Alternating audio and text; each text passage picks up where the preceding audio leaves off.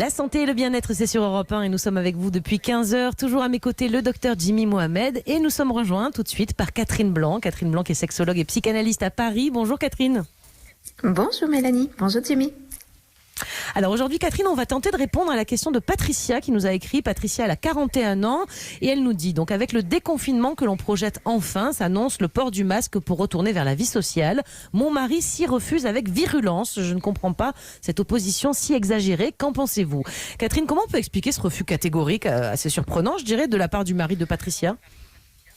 Alors il peut y avoir deux raisons à mon sens. La première, tout simplement un besoin de sortir, d'échapper ou de refuser l'autorité, et peut-être parce que ce confinement a généré une tension dans leur relation de couple, le sentiment peut-être d'être soumis à ou soit les ordonnances du gouvernemental ou l'ordonnance de sa femme qui est sur son territoire peut-être, et que tout d'un coup pouvoir sortir, c'est enfin la liberté, entendue comme la liberté hors la loi.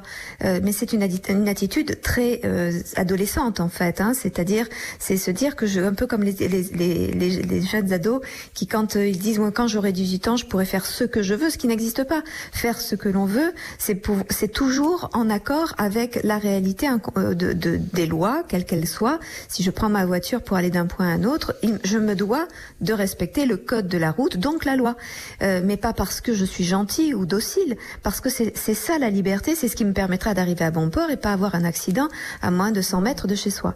Donc en fait, c'est une attitude adolescente, peut-être parce qu'il s'est senti dans ce temps de confinement soumis à l'autre et peut-être une autorité qu'il a perçue, réelle ou simplement subjective, mais de la part de son épouse qui du coup règne ou gère tout et qui a dû réveiller des choses de l'ordre du maternel tout-puissant. Et c'est à cette maman historique, pas celle avec qui il vit, mais cette maman historique à laquelle dont il veut trahir les règles et les lois pour pouvoir enfin se définir et se manifester homme libre. Donc ça, c'est la première des choses. Oui, pardon. Allez-y, je vous en prie. Et la deuxième, c'est aussi parce que sortir avec un masque, on a été bercé de tout ce que raconte cette épidémie, cette pandémie, avec la dangerosité de maladie, mais surtout la dangerosité de mort. Et tout d'un coup, sortir avec le masque, ce peut être officialisé dans la vie sociale, parce que nous ne sommes pas habitués, contrairement aux Asiatiques, au port du masque. Donc, ce peut être une façon de dire haut et fort notre peur d'être contaminé. Et donc du coup, c'est une façon de dire même pas peur et une sorte d'affirmation de virilité. Je suis plus fort, je suis plus grand, je risque rien. C'est ça que j'allais vous dire, moi. C'est pas un truc un peu de mec, hein, sans être anti-mec, mais c'est plus une relation un peu masculine, non, de dire ça. Nous, on a tendance à se dire, si on nous dit qu'il faut porter des masques, on les porte, quoi. Hein, c'est tout. C'est ça.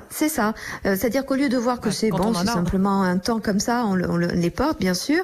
Mais c'est une façon de dire, moi, je suis vraiment, j'ai des coronesses, hein, pour reprendre votre langue, enfin la langue que vous enseignez à vos enfants.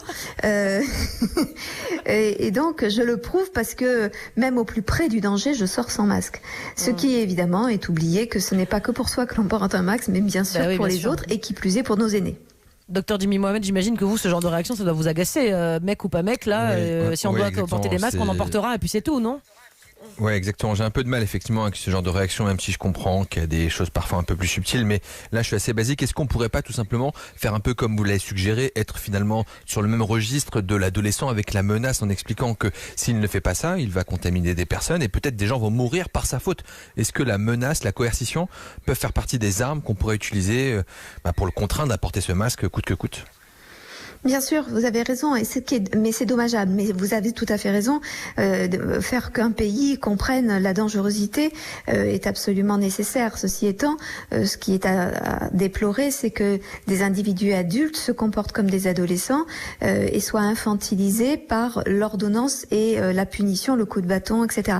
Mais évidemment que quand on veut protéger les uns et les autres, on est obligé de faire ainsi parce que il faut faire entendre en effet qu'il y a plus de liberté dans le respect de la loi qu'il n'y en a dans l'irrespect de ces lois et des conséquences pour autrui. C'est-à-dire qu'on ne peut pas, parce que quand on est un ado, justement, on est extrêmement égoïste. On est dans la recherche de sa jouissance personnelle et on confond liberté et jouissance, alors que la jouissance, elle est dans la capacité à pouvoir faire et faire avec les autres, tout simplement. Donc vous avez tout à fait raison. Quand les gens ne comprennent pas, eh bien malheureusement, il faut être un peu plus ferme.